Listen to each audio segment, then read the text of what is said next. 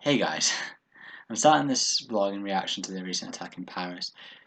The attack has sparked controversy all around the world where freedom of speech is concerned, and it saw world leaders marching in the streets of Paris in a demonstration against these terrorists. However, what did strike me as quite interesting is when the BBC took this story, they spoke to someone, and the person they spoke to was a man called Anjem Choudary. Now, many of you will know him, many of you may not, but he is a radical cleric who represents around about 0.001% of the Muslim population around the world, and that's 1.6 billion people. The voice of the 99.999% is not being heard. Moderate Muslims are not getting the voice on the BBC, on CNN, on Fox News, or whatever news channel is reporting. These people are not getting the voice that they need. Because the problem is, when you hear the BBC talking to people like Anjem Choudary, you hear Anjem Choudary and he makes me angry, and I'm a Muslim, so I don't know how he makes non-Muslims feel. That causes people who don't understand to take action, as seen in the south of France today with the brutal and disgusting stabbing of a man in front of his wife. The assailant who stabbed the man was shouting, "I am your God, I am your Islam."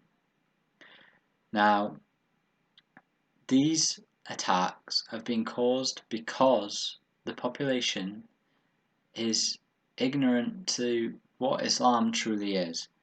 And that's because the 99.99% are not being heard. So that's my first point, is that the BBC, CNN need to be speaking to people like Mehdi Hasan and Adam Dean about these things, because they are moderate voices and they do speak for the 99.99% of Muslims who really only care about getting their kids to school on time, getting to work, medial things that probably don't really sell in newspapers. But as boring as it is, that's what Muslims care about. Though I did find one hypocrisy in the march in France, and that is that Mr. Netanyahu was there, the president of Israel, responsible for the death of over 17 journalists in the past year. Now, he obviously does not believe in freedom of speech. If he did, these journalists would still be alive and be able to say whatever they want to criticize the state of Israel. Yet he was at this march. Now, to me, that sets alarm bells off in my head. Also, what happened in France in August of last year, they banned marches for Palestine. Freedom of speech is a two-headed coin. It should always be defended, whether it's a cartoon that's xenophobic, homophobic, and prints disgusting images, or whether it's people who want to fight for a cause or go on a political march. That's freedom of speech. That is our human right, and that must always be defended. But I do not remember seeing any rallies for those 17 journalists that died, or for the banning of protests in Paris. In France, sorry, in reference to Palestine. So, my main point and my main idea for this blog is to voice an opinion of a normal Muslim. I'm part of that 99.999%. I care about my grades getting higher. I care about getting a good job. I worry about my mortgage that's going to come up. I worry about what the future holds, like any other student, Muslim, Christian, Jewish, atheist, whatever, is what normal people care about. And this is hopefully going to show you that Muslims are not what they are portrayed in the media, but it's also going to show you that though we do care about political means like Palestine, like Syria, and though we fight for them, that's not a Muslim issue, that's a humanitarian issue.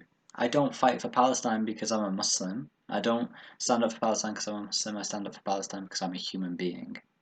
And genocide, whether done by Germans to Jews or Israelis to Palestinians.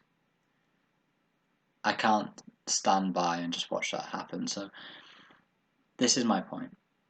Muslims are normal people. Your next door neighbour who may be a Muslim, the man living down the street who may be a Muslim, he doesn't want to hurt you, he doesn't really care. He just wants his peace, his privacy, like you.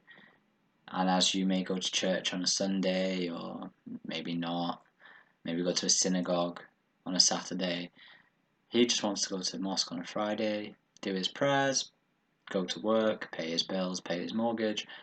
He doesn't want to take over the world, and this is what I'm hoping to show you, that the 99.999% don't want to take over the world, and the media portrayal of the word that they use is wrong when they say jihadists, because the word jihad means it's a spiritual battle inside. It's not going around killing infidels. So yeah, this is my big point. This is what this vlog is all about. I hope you like it. I hope you listen every week or whatever. I also have some really good news that I want to say on my first ever one.